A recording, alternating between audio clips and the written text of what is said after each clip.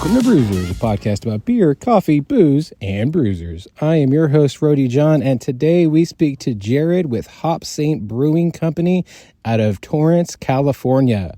We talk about everything from how they got started to the SoCal brew scene to their award-winning beers. This is a fun conversation. As you hear, we were talking to him as he's brewing beer. This was one of the last interviews I had from my WrestleMania Los Angeles trip. So I can't wait for y'all to listen to it. In the meantime, make sure to sign up for our newsletter so that way you can find out even more information about our guest and about your favorite podcast that's all about beer, coffee, booze, and bruisers. So in the meantime, here is Jared with HopSaint Brewing Company.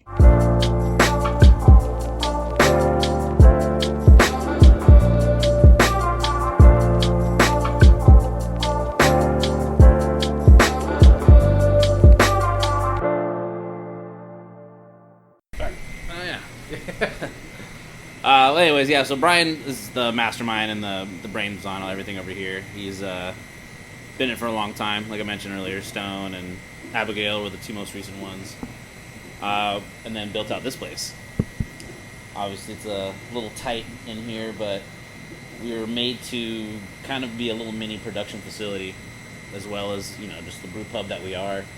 So everything's made for optimum efficiency. And, for as small as we are, I think we did about 1,100 barrels last year, which is, cranking for us. And we have a very new crew as far as a new cellarman and a new warehouse guy who's pretty much cellarman 2.0. Right.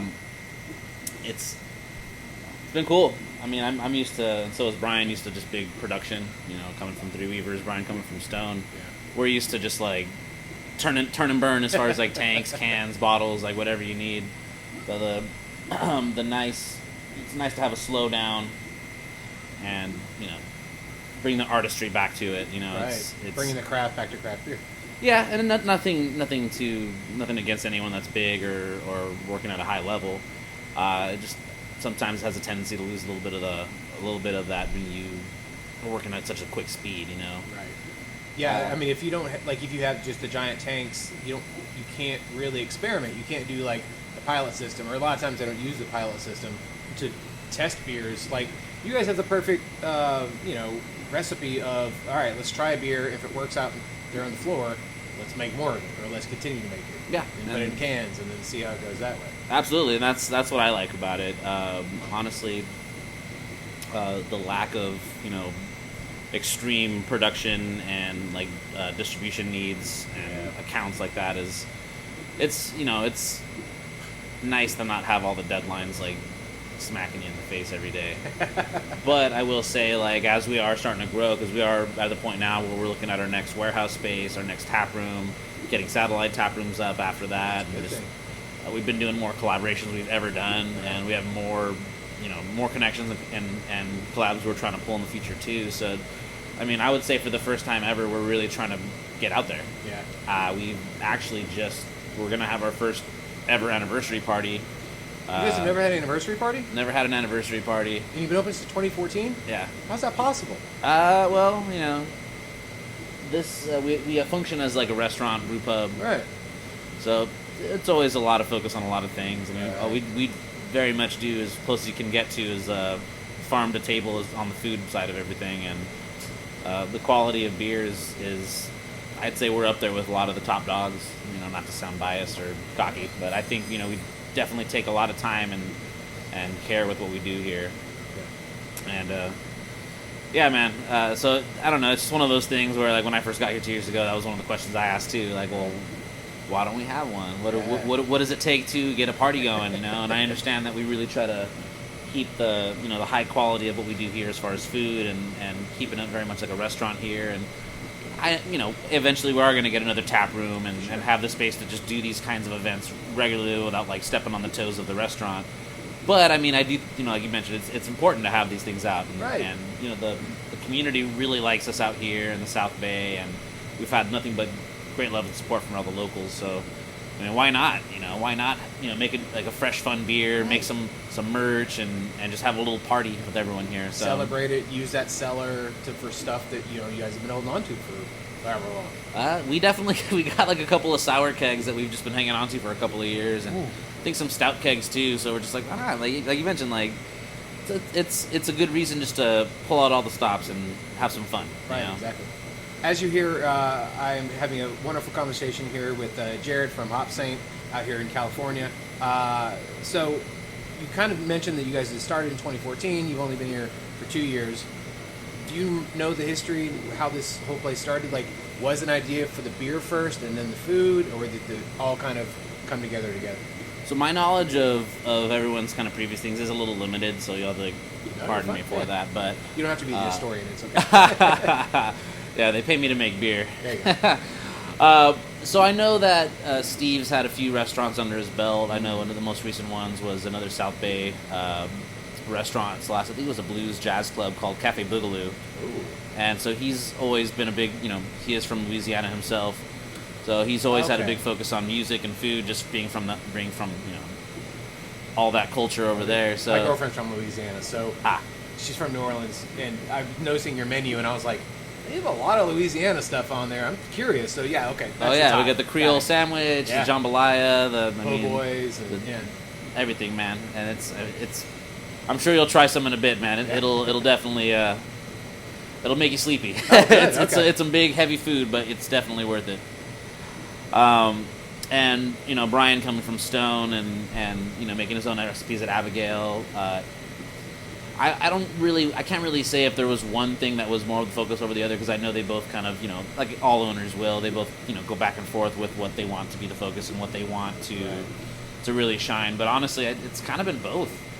I don't think any one shines more than the other. I think the quality of both is as top notch as you can get, man. I mean, and I understand that it isn't really cheap to eat here, but I mean, this isn't bar food. I mean, like we mentioned earlier, you're getting gumbo, you're getting jambalaya, you're getting a carnitas plate to serve 2 tacos and stuff, and it's good. Yeah. It's good.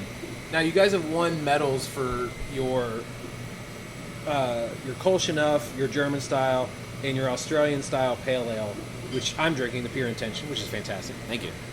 Do you feel like it's better to win the awards or just have people really enjoy your beer more? Or I guess maybe both. I would say both. Okay. I like the fact that we're considered kind of like a little hidden gem in the South Bay. Right. But one of my biggest problems with when I talk to people that are friends or people in the industry, or just anyone in general, it's like, oh, I hear great, amazing things all the time. Great. When's the last time you were over? Pfft, never been. Right.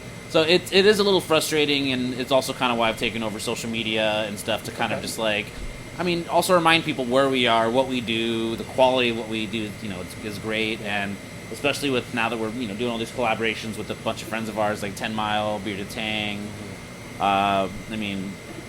Any and all of our buddies around, we're just trying to do what we can to just, hey, we're here, right? And people go far and wide for some good barbecue and beer in certain places in certain parts of town, whether it's LA, down Long Beach. There's so many good places that are amazing.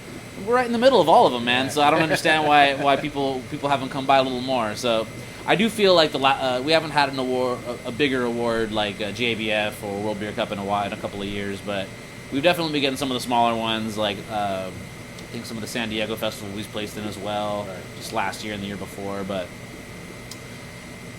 selfishly myself, I'm also very very green on the hot side of things, so I very much would love some awards on my name too. For sure. To be able to feel like I'm a big dog on campus at some point. I've been in it 9 years, and I was at Weaver's when we've won stuff in the past, but that's another brewery. I want to get my own merits, my own accomplishments going on this end over here. And where I'm at here, I definitely have my hand on a lot of it, and with Brian's supervision, I think we're doing some awesome stuff here. Yeah.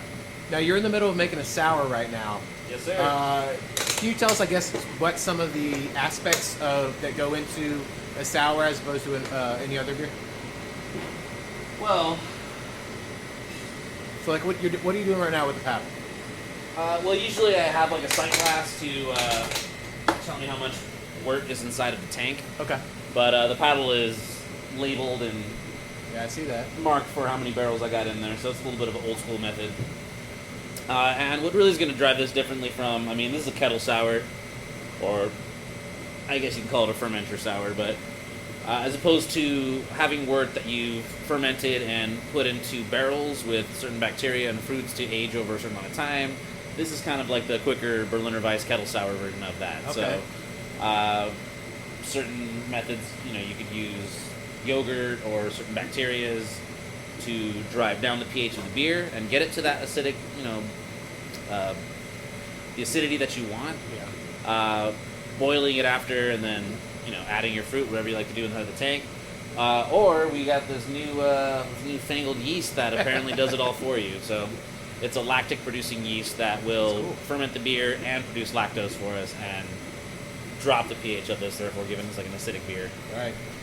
What's going on, Joe? Hey. How are you? This is actually Dave. Eric, Nice to Dave. meet you. I'm John. John. Very nice to meet Nice you. to do a little chat, little interview today. Yeah, little podcast interview. All fan fun. Yeah.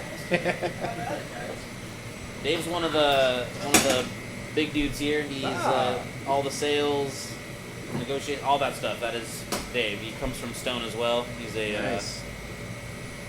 I think he's been the head of sales over there for a while, but now he's helping us grow the brand over here. That's with good. Our cans, and I mean just our name everywhere throughout LA and beyond LA actually. Yeah, your artwork for your cans is awesome. Like, who does the artwork for all that? So, an older employee of ours that moved over to King Harbor, his name is Fritz. Okay. He does all of the can artwork, minus, I think, the Fest beer one, but he does some really great stuff. I think a lot of it's just hand done, too. Very cool.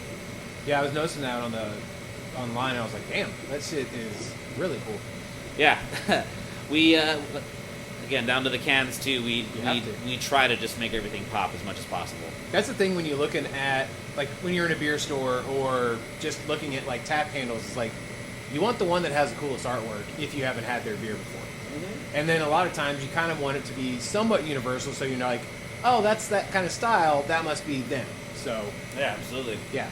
And also, I did this when I was at Three Weavers back in the day, too, but if you look at the bottom of all of our cans, besides the date, you'll always find a can pun. Ah. So I usually will throw like our favorite rapper or metal band, like whatever's funny at the time, but it always has the word can in it. So whether it's like Kendrick Lamar, Cantera, Canitarium, like it's always just something hilarious with the word can strewn about. Cans roll everything around me. I like it. Exactly. Yeah. I've done that too. There you go. Now, can you tell us, you said you've been brewing for 9 years. I have not. Well, I've Okay. been brewing for 9 years. I've been in the industry 9. Sorry. Been brewing for about 3. Okay. How'd you make that transition into brewing? So I started initially keg cleaning, tank cleaning, just cellar maintenance in general through Weavers around like 2015. Did that for a good couple of years. Eventually moved to bottle line operation, can line operation, and after I kind of got to can line operator for a couple of years, eventually wanted to move on to the hot side of things. At the time, there really wasn't the space to move up over there in that section, so eventually made my way over to an older brewery back in the day called State in Gardena. They needed a brewer slash like cellar operator, so ended up going over there. COVID ended up happening, and around 2020 is when I got over here. Okay. So I had a little bit of a jump around, but I mean, you've learned along the way, so that's Absolutely. not a bad thing. Yeah. not at all. Started brewing at State for a little bit, a lot of hazies and pale ales and a couple of pilsners here and there, but mostly just a lot of hoppy stuff. Right. And then I've been here for about 2 years, 2.5 years, doing mostly cellar work, and then eventually about 2021 in December is when I moved over to the hot side brewing all the beer now. Nice. That's awesome. Now, when it comes to trends, California and the West Coast does very well with kind of starting things, and then it kind of rolls out the rest of the country. Hazies became very popular here first. West Coast IPAs became very popular. Now everybody's doing them. What do you see happening out here now that you aren't really seeing too much in the rest of the country?